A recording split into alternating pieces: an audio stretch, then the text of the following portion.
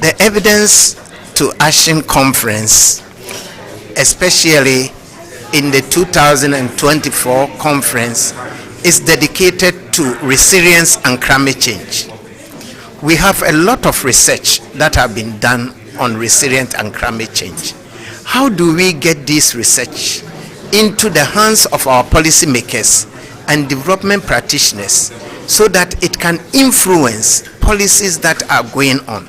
In Ghana, we talk about galamsey.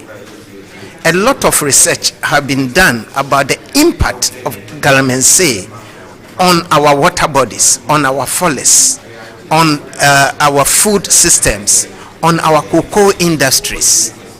This conference are going to look at some of this research.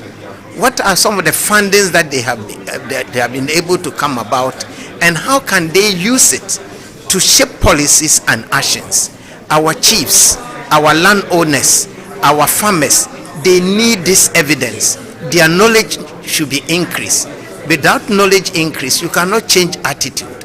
And without an attitude change, practices cannot be influenced. So this conference is going to expose, to make available researches in climate change and resilience that are available so that people can get to know it, and we hope that it can transform people's attitude and change our practices in the way to adapt to climate change in this country.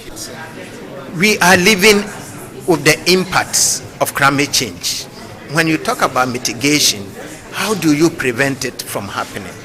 But we are living in it. How do we build resiliency? What is resiliency? Resilience is in case of disaster, can I be restored to my former status?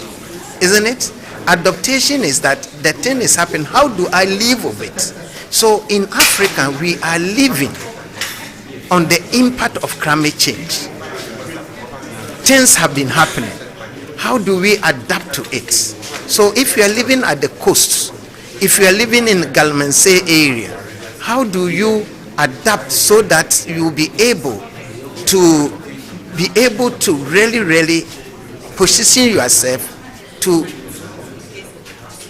live a life that will be influenced, a positive life that are being influenced by the adverse effect of climate change. So that is the difference between mitigation. The thing about this conference is that we are bringing policymakers, practitioners, etc. to look at climate change, but also it's not just a talk show, but we have going to back whatever we do with evidence.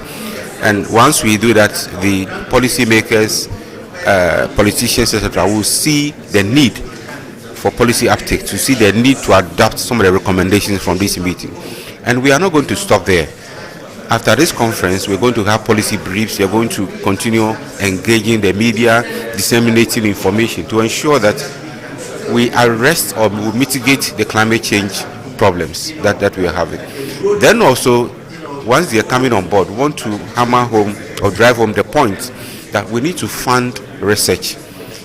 We are not funding enough research. We are not engaging in research in our policy making. So oftentimes there is policy reversal. But if there is research engaging most of the things we do, I am sure we would achieve a lot going forward.